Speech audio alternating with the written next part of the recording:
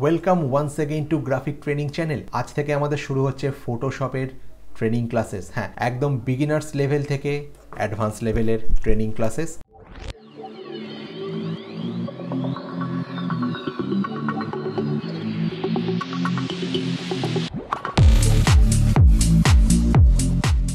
আমি একদমই beginners level থেকে শুরু করব। ফটোশপ যারা একদমই জানে না, এটা আমি তাদের কথা ভেবে শুরু করছি। ফটোশপের মহাসমুদ্রে ঝাঁপ দেওয়ার আগে দুই একটা থিওরিটিক্যাল আলোচনা করে নেওয়া দরকার। যেমন ফটোশপ কি? ফটোশপ এমন একটা সফটওয়্যার বা প্রোগ্রাম যেখানে আপনি ইমেজ তৈরি করছেন এবং ইমেজ এডিট করছেন, যেগুলো পিক্সেলের ওপর তৈরি, মানে যেগুলো পিক্সেল দিয়ে তৈরি বা যেগুলো পিক্সেল বেসড বা র্যাস্টার গ্রাফিক্স। এবার কথা হলো পিক্সেল কি? এখন কথা হলো পিক্সেল কি? পিক্সেল কি গুগলের ফোন? না, তা নয়। আমি এক এক করে সবকটা আলোচনা করব। ভেক্টর কি, র্যাস্টার কি।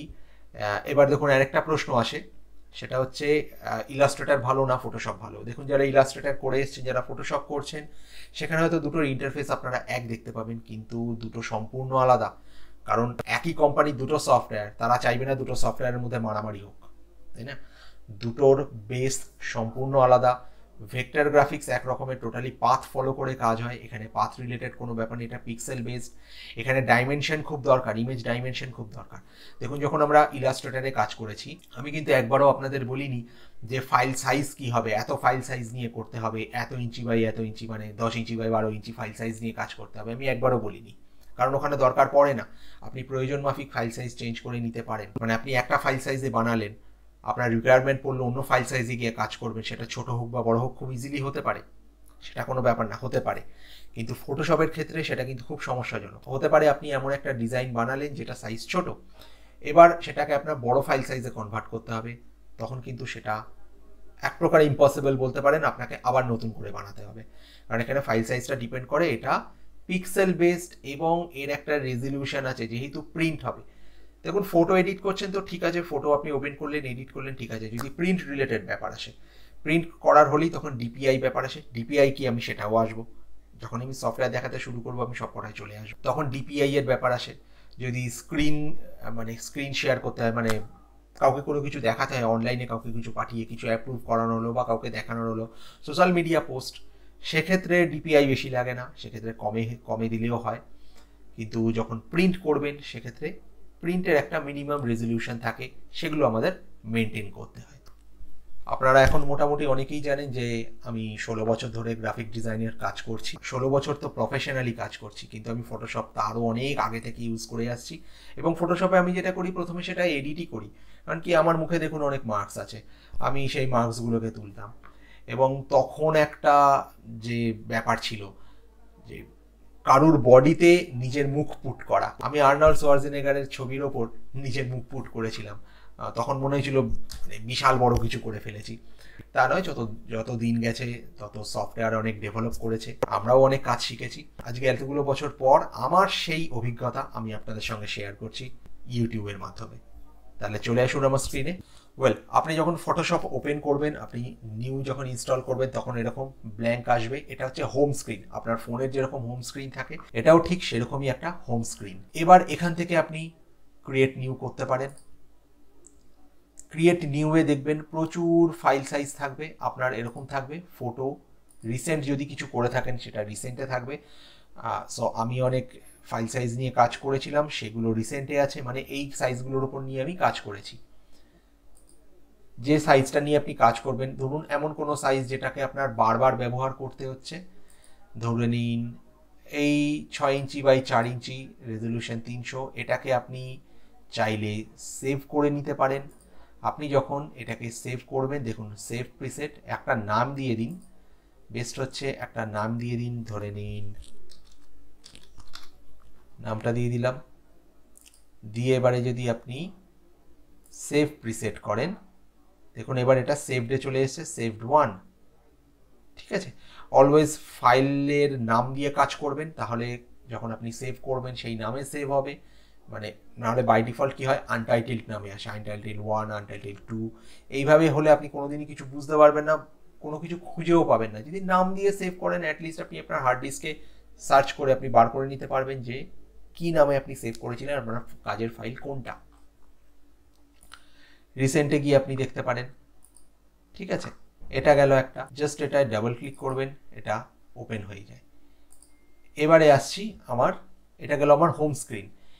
এবারে আমি যাব আমার ওয়ার্ক স্পেসে। দেখুন পিএস লেখা ওপরে বাঁদিকে, পিএসে ক্লিক করুন। এটা হচ্ছে আপনার ওয়ার্ক স্পেস। এবার ওয়ার্ক স্পেস কেন? অবশ্যই যেটা কাজের জায়গা সেটাকে তো আপনি ওয়ার্ক স্পেসই বলবেন।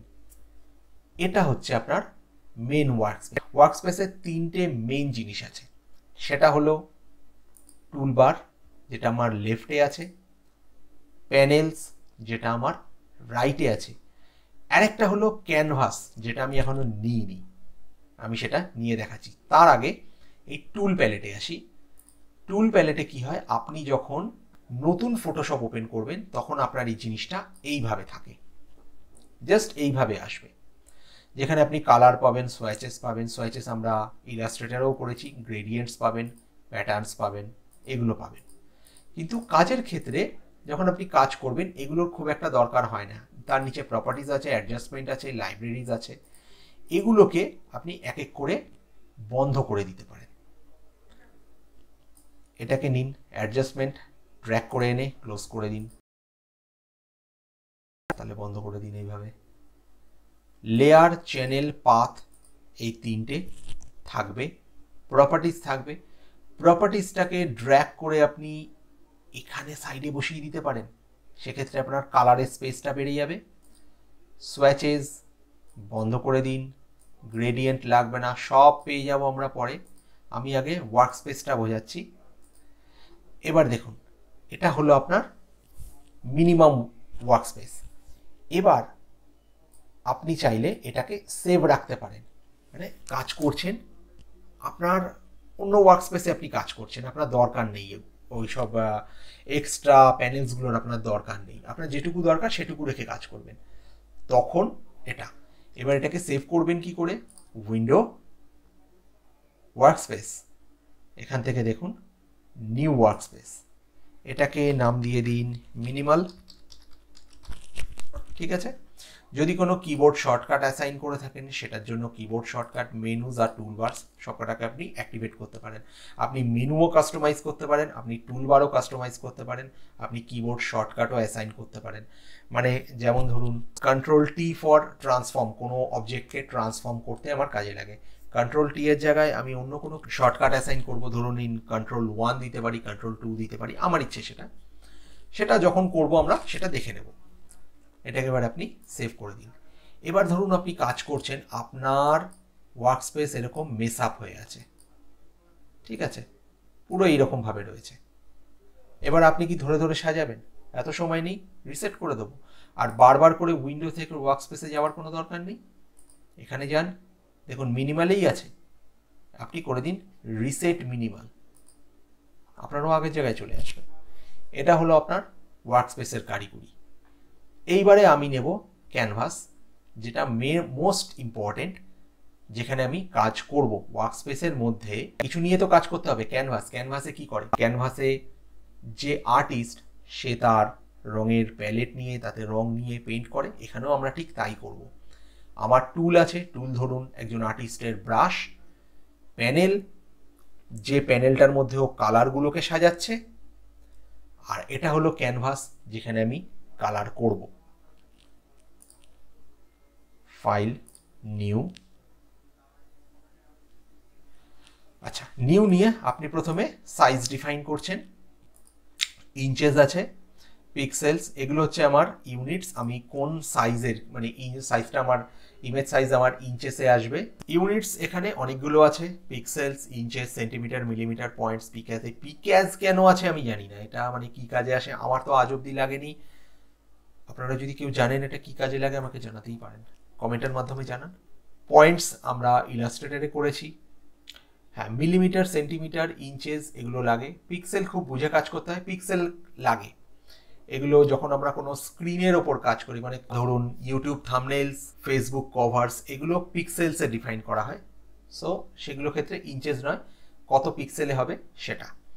আচ্ছা, আমি ইঞ্চেস নিলাম এখানে, আমার ফাইল সাইজ হচ্ছে 4 ইঞ্চি বাই 6 ইঞ্চি। ওরিয়েন্টেশন কি হবে? পোর্ট্রেট হবে না ল্যান্ডস্কেপ হবে? আপনারা এটা জানেন, আমরা আগেও করেছি।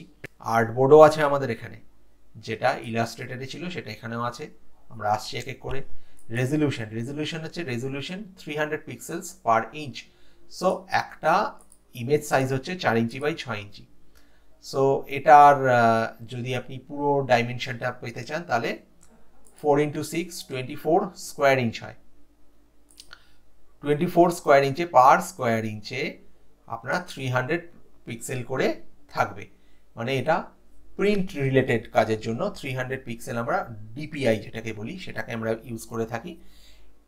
এটাকে আপনি 72 রাখতে পারেন ফর স্ক্রিনের জন্য, মানে কাউকে কিছু অ্যাপ্রুভ করাবেন, কাউকে দেখাবেন, মেল করবেন, ছোট সাইজ হাই রেজ মেল করলেন না, লো রেজলিউশন মেল করলেন, সেক্ষেত্রে আপনি রেজলিউশন 72 নিয়ে কাজ করলেন। ওয়েল এটা আমরা পরেও করতে পারি, মানে ধরুন আপনি কাজটা করছেন সেটাকে আপনি 300 রেজলিউশন নিয়ে করলেন, যখন সেই ফাইনাল এক্সপোর্টটা আপনি করবেন আপনি রেজলিউশন কমিয়ে দিয়ে এক্সপোর্ট করতে পারেন। কালার মোড থাকছে RGB, CMYK, grey scale, bit map আর ল্যাব কালার, যেটা খুব বেশি ব্যবহার হয় RGB আর CMYK। এখন আমরা RGBতেই করব। 8 বিট, 16 বিট, 32 বিট, 8 বিটে রাখুন এখনকার মতন, 32, 16 আমি সব পরে বোঝাবো। ব্যাকগ্রাউন্ড কন্টেন্টস, মানে ব্যাকগ্রাউন্ড কালার কি থাকবে, হোয়াইট থাকবে না ব্ল্যাক থাকবে, ব্যাকগ্রাউন্ড কালার ট্রান্সপারেন্ট, এগুলো আমরা সব ফাইল ওপেন করে নিয়েও কাজ করতে পারি। আর বাকি রইল কালার প্রোফাইল আর পিক্সেল অ্যাসপেক্ট রেশিও, এগুলো আমরা নিয়ে সব পরে আলোচনা করব। জাস্ট ক্রিয়েট করুন। ঠিক আছে, আপনার ফাইল সাইজ ক্রিয়েট হয়ে গেছে। এবারে একটা জিনিস দেখুন, আপনার এই ফাইল সাইজের ওপর ডিপেন্ড করে আপনার ছবির কোয়ালিটি কি হবে। যেমন ধরুন আমাকে অনেকে এসে বলে যে স্যার আমি ফটোশপে তো বানালাম জিনিসটা, কিন্তু জিনিসটা পিক্সেলেট হয়ে গেছে। কীরকম পিক্সেলেট হয়েছে? না আমি দেখছি না, সাইডগুলো ফেটে ফেটে ফেটে ফেটে গেছে। না ফেটে ফেটে গেছে আবার কি জিনিস? না না পিক্সেল আমি দেখতে পাচ্ছি। ভাই তুমি কিভাবে দেখছো? বলে জুম করে। আরে অত জুম করে দেখতে হয় না। জুম এখানে দেখুন আপনার আনটাইটেলড 1 ওপরে লেখা, তার পাশে দেখতে পাচ্ছেন 45.9%। কন্ট্রোল প্লাস করুন, দেখুন এটা বাড়বে 50%। অলওয়েজ 100%-এ চেক করুন। কন্ট্রোল 1 হচ্ছে আপনার 100%, কন্ট্রোল 0 হচ্ছে ফিট অন স্ক্রিন। এবার এটা আপনি আরো ভালো বুঝবেন যদি উইন্ডো থেকে নেভিগেটর ওপেন করে নেন। নেভিগেটরে গিয়ে আপনি এদিকে এটা বাড়াবেন 100, দেখুন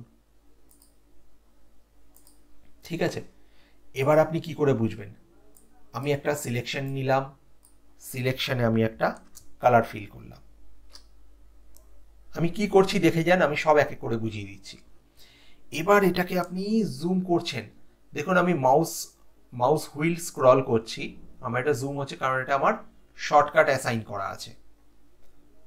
সব আমি পরপর আসছি। আর শর্টকাট আমি বারবার শর্টকাটের উল্লেখ করবো, এতে ঘাবড়ানোর কিছু নেই। শর্টকাটে একটা জিনিস মাথায় রাখবেন, শর্টকাট ইউজ করলে আপনার কাজটা তাড়াতাড়ি হবে। শর্টকাট ইউজ করলে কিন্তু কাজটা ভালো হবে না। এখানে লেয়ারের ব্যাপার আছে। লেয়ার যখনই আমি নেব আমি শর্টকাট ইউজ করব। আমি লং প্রসেসে গেলে একটু সময়টা বেশি লাগে, শর্টকাটে সময়টা কম লাগে। আপনাকে খেয়াল রাখতে হবে আপনি কাজ ভালো করবেন না কাজ বেশি করবেন। যখন বেশি করবেন অফকোর্স কাজ খারাপ হবে, মানে কোয়ালিটি ভার্সেস কোয়ান্টিটি। সো প্রথমে নিজেকে কোয়ালিটি কাজের জন্য তৈরি করুন।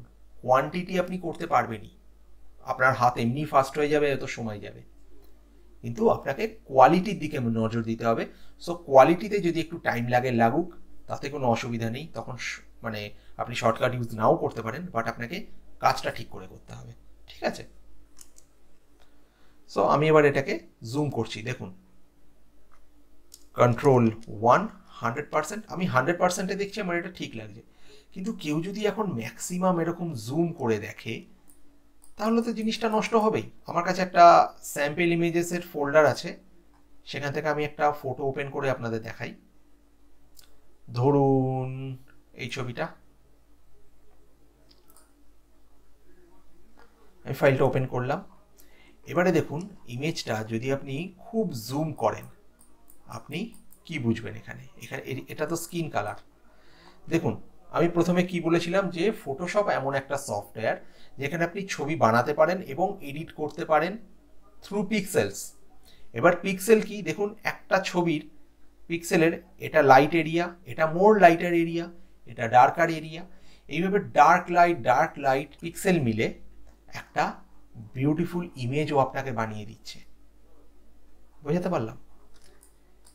এখানে যদি আপনি এরকম জুম করে দেখেন, দেখুন ছবি তো পিক্সেলেট হবে। এবার কেউ যদি বলে যে আমি এতটা জুম করে দেখেছি, তো ছবি আমি দেখছি পিক্সেলেট হয়ে গেছে, তো এতটা জুম করলে তো পিক্সেলেট হবেই। আমি 100%-এ দেখব, এটা আমার 100% ভিউ, দেখুন উপরে 100% লেখা আসছে। এবার এটাকে আপনি জুম করছেন, একদম এক্সট্রিম জুম করে দেখুন 3370% জুম করা আছে। কি এতে দেখে? আপনার প্রিন্ট কোয়ালিটি 100%-এই বেরোবে। ঠিক আছে, এবারে দুটো ওয়েবসাইটের নাম আপনাদের বলে দিই, এখানে আমার ওপেন করাই আছে। একটা হলো unsplash.com, দেখুন, আর একটা হলো pexels.com। এই দুটো আপনারা দেখে নিন, এই দুটোর লিঙ্ক আমি ডেসক্রিপশনে দিয়ে দেবো। এগুলো full free high res stock images, এর কোনো রয়্যালটি আপনাকে পে করতে হয় না, ফুল ফ্রি এবং হাই কোয়ালিটি ইমেজেস, যেগুলো দিয়ে আপনারা প্র্যাকটিস করতে পারেন বা আপনারা বিভিন্ন আপনাদের প্রজেক্টের কাজে ইউজ করতে পারেন। বাট হ্যাঁ, কমার্শিয়াল প্রজেক্টে ইউজ করবেন না, পার্সোনাল প্রজেক্টে ইউজ করলেন ঠিক আছে, কিন্তু হাই কোয়ালিটি ছবি পাচ্ছেন।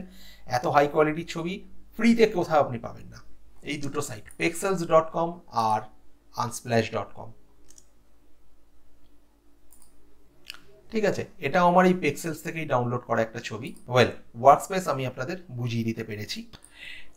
এবারে আমি আসছি নতুন একটা ইমেজ ওপেন করে আপনাদের দেখাচ্ছি।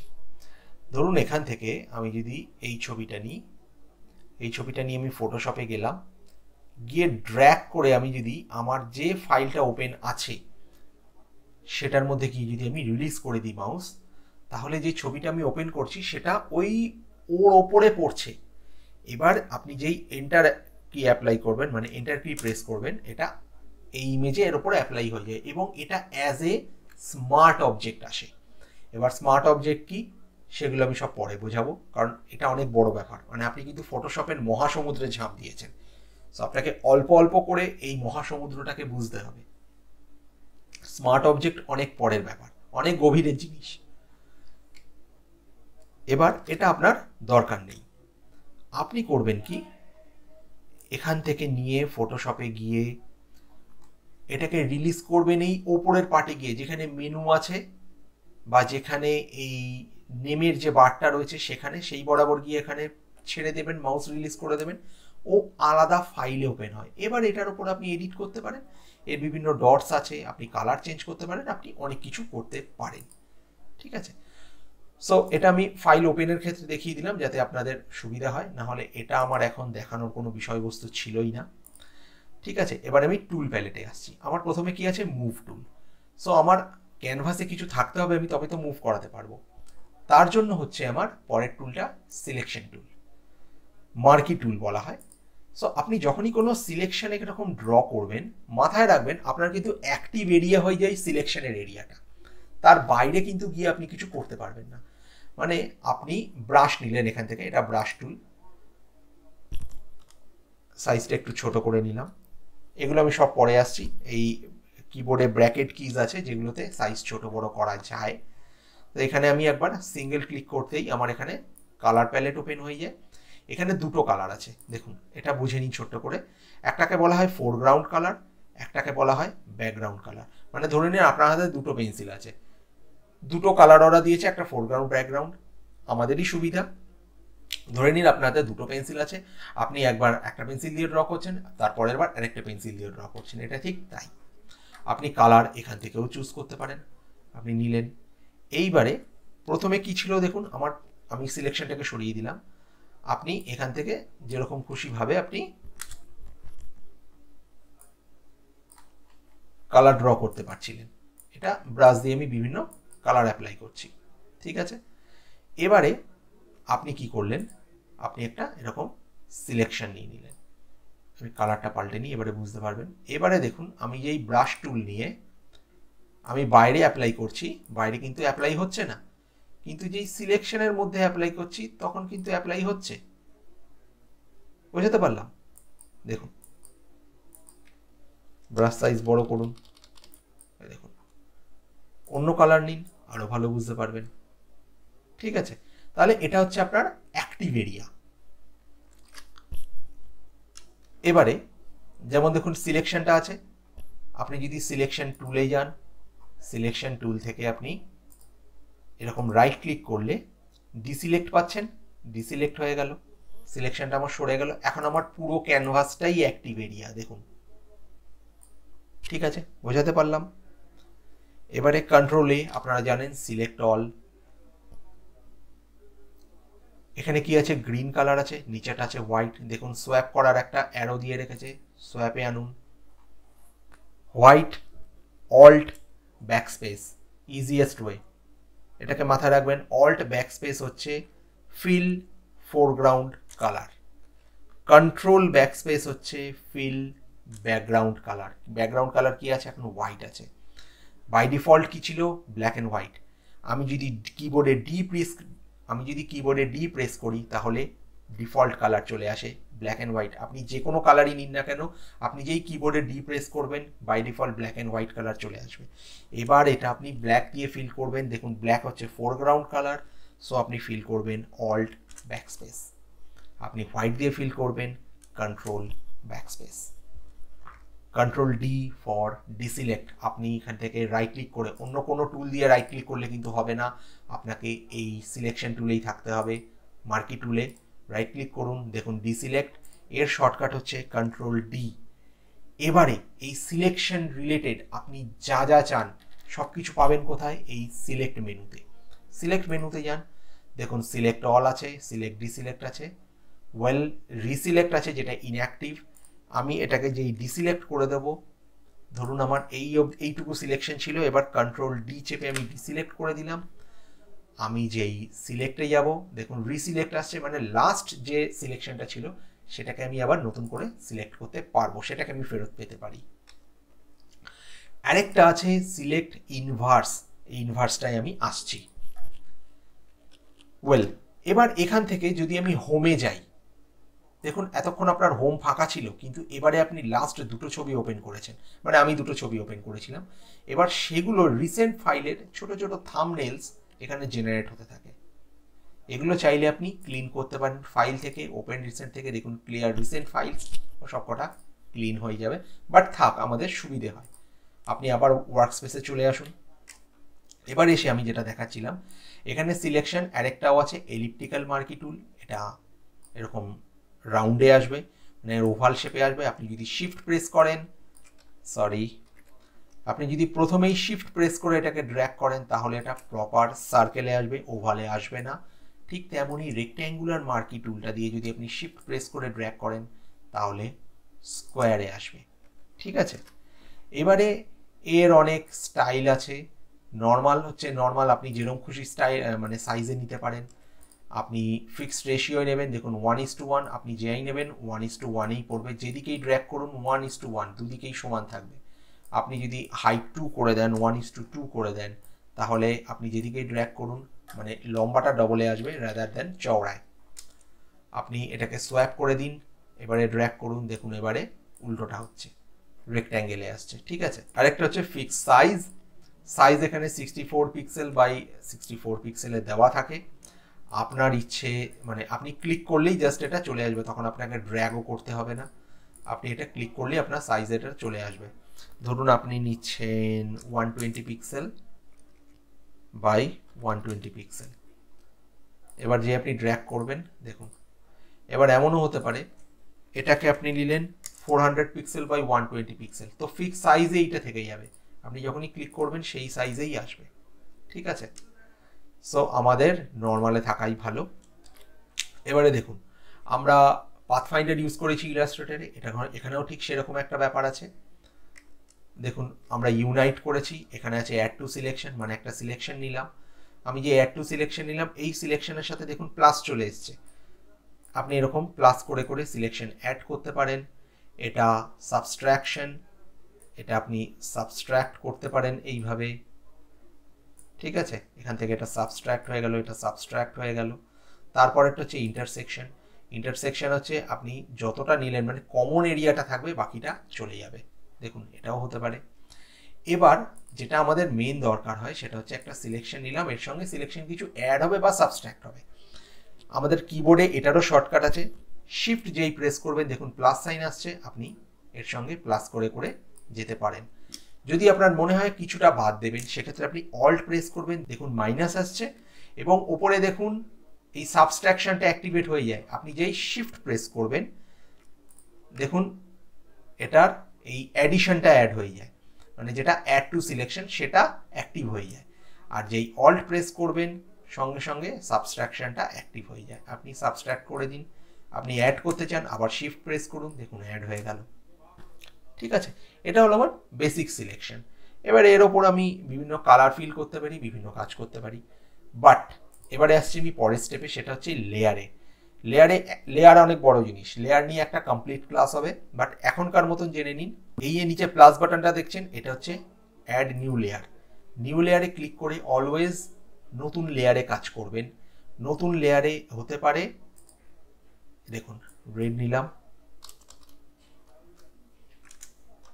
এবার এরকম একটা রইল, আমি কন্ট্রোল ডি করে ডিসিলেক্ট করে দিলাম। এবার এটাকে আপনি যেখানে খুশি মুভ করাতে পারেন, আপনার ইচ্ছে আপনি লেয়ার নিয়ে কাজ করবেন কি করবেন না সেটা তো সম্পূর্ণরূপে আপনার ইচ্ছে। ধরে নিন আপনি আছেন এই লেয়ারটায়, লেয়ার 1-এ আছেন, যেটাতে আপনি একটা অবজেক্ট ড্র করেছেন, ওটাকে সরিয়ে রাখলেন। আপনি ব্যাকগ্রাউন্ড লেয়ারেই আপনি ব্রাশ টুল দিয়ে আপনি কি করলেন, কিছু কারিকুরি করলেন।